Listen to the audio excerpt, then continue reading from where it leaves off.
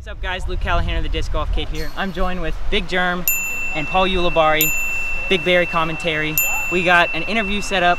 I'm gonna ask some questions. I don't have them memorized, so I'm just gonna read them off my phone, and we'll see.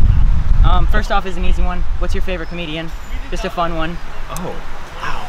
Jim Gaffigan. Jim Gaffigan. That's a good one. Yeah, it's hard to be funny and have a good, clean humor. That's true. That's hard. That's a hard thing to do. Brian Regan. That's another really good my, my favorite. That's what I meant to say. Of all time. That's a really good one. I meant to say Brian Regan, but Jim Gaffigan's really good. I'll give him credit. All right, next one is the first tournament you ever won.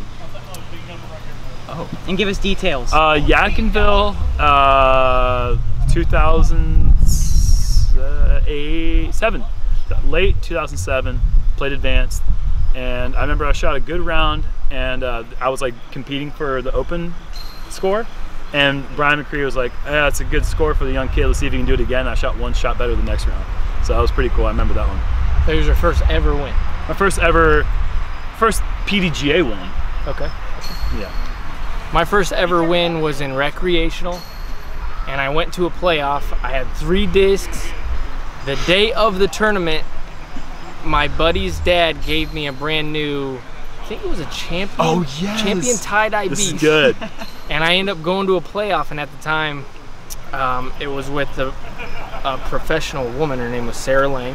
And we go to a playoff, and I remember having a putt from a knee from like 40 feet, and it was this crazy wind, and I remember thinking, well, I gotta use the beast because it's brand new. It's gotta be the best. It's gotta be the best one. And I sling this thing up in the wind, and it slams it in, and I win the tournament in recreational. I just can't help but think like she was just like, he's throwing this beast, this is hilarious. She was probably super mad. She'd be extra mad if she knew that I just threw it because it was brand new. That's a pretty good first win story. Yeah. All right, next one is, what are some of your main goals for the rest of your career? Wow, coming in hot today, Luke. Yeah, Goals. There's a lot of goals that I set for myself right at that time when I won that first tournament, and I've achieved a lot of those goals to this point. One of them was to play for the U.S. in the President's Cup, represent the country. That was a big one. To win a major, and then just be able to do this for a career, and all those things I could check off the box. But obviously, there's one that I think is on every player's that's serious, is to win the World Championships. And then the career goal is to make it into the Hall of Fame. Nice. Well, mine's just to beat Germ every tournament. That's the only goal that I have set. No, but really, I mean, mine's set right along his. I mean, with anybody at really our level, that's what you're looking for. You're looking for a world title, majors, Hall of Fame, of course. You know, leave some sort of stamp on the game. Leave it better than you found it. Right. That's what our parents all told us, and that's my goal. All right. Next one is, what advice would you give to someone who's looking to make disc golf a career, like travel on the road full Don't time? do it. Yeah, stay home, go to school, get a real job. There's a lot of different ways to make disc golf a career. You know, if you're looking to do it as a professional, you know, playing, you know, you have to give yourself some time to learn how to, whether you can handle that pressure. And the pressure just seems to mount over time, and some people, it's not meant for them. And so give yourself a break. If you go out and you're not ready for it, you know, maybe back off a little bit. And I don't know, it's a tough thing to do because the game's changed so much since when I made that decision. It was the only thing in the world I could do. There was no other option. For me, disc golf was my life, and I had to do it. So if that's you, then go for it, follow your heart. That's the #1 thing. If it makes sense to you in your heart and it doesn't make sense to anyone else, that doesn't matter. What you and your body and your mind and everything around you is telling you to do, follow that. If that's go play professional disc golf, go for it.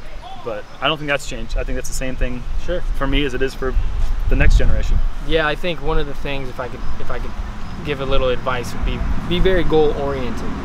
Set small goals that lead into big goals, and don't try to move too quick, because the faster you move, you'll put yourself in a tough situation like he's talking. The pressure will mount and it'll just become harder. We just kind of went in and we did it because that was just like, back then you could do that. Now there's so many good players, it's a little bit tougher. So be very goal oriented and set small goals that lead into the big ones, and don't try to get there too quick, because that's when things get a little bit complicated. Yeah, I mean, like Kevin Jones and like Ricky Wysocki, who's a veteran now, he was he kind of did the Kevin Jones thing where he came on the scene and was immediately whooping people's butt. That's a very rare thing, so I wouldn't have expectations that that could be you. Who knows who that next person is going to be? There's always going to be, every 5 years there's somebody who comes up and we're all like, where did he come from? He's beating all of us. If you can just, you know, make goals, shoot for that, that's a good way of not beating yourself up.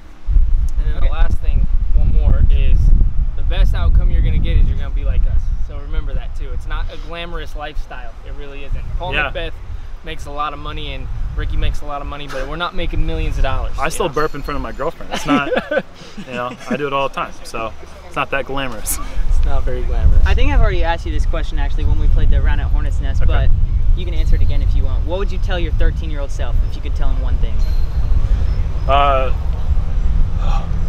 It's really tough. 13-year-old self, I would have started playing. I mean, I didn't start playing until I was 20, so I would have put a disc in front of my hands and I would have just said, you know, you don't have to do this now, but introduce yourself to the sport and, you know, go out and play every once in a while, especially 13-year-old self, because I was about to move to Charlotte and that's like a great place to learn how to play disc golf. But just have fun with the sport. Don't beat yourself up. Don't emulate your mental reactions to a shot the way that you might see pros who have a lot more on the line. You know, you're a kid, enjoy being young, enjoy disc golf, don't get too upset. It's a process.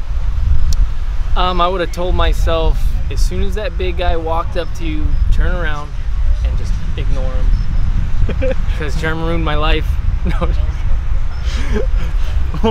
Not me. It wasn't me talking to your 13-year-old self. Oh, jeez. No, I was telling myself to ignore you that first time we met.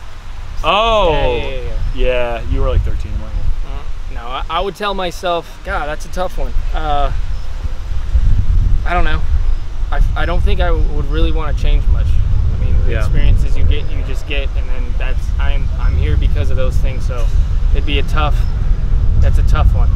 I don't know. Be nicer to people.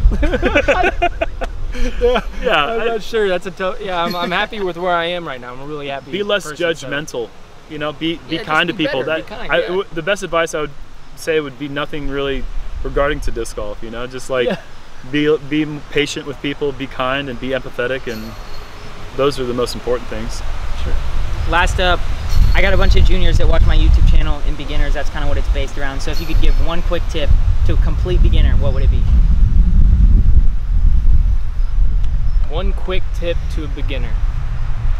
Utilize the things that you have now. When we first started, there was no YouTube, there was no clinics really. You really had to like travel and long distances, at least for where I learned to play, to find those things.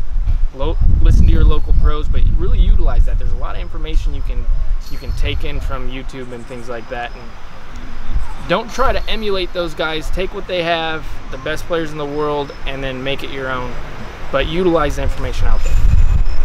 If you're gonna go practice in the field, take cones and practice different distances. And then once you have those distances kind of locked down, practice different angles to those distances, both forehand and backhand. Just really try to make your game as fluid as possible in all angles, in all orientations of your throw. When you're young, if you can develop your shoulder muscle, having an overhand is helpful. Paul didn't do that, and look at him now. He throws little ducks that go about 45 feet. So you don't want that. Little ducks, too. No, but you want to make sure that you're developing those muscles. So play catch, throw a football, take a mitt out to a field, play catch with a baseball, but like really work on all types of throws, and that way your body's you're gonna be thankful that you did that when you're 20, 25, 30, 35 million.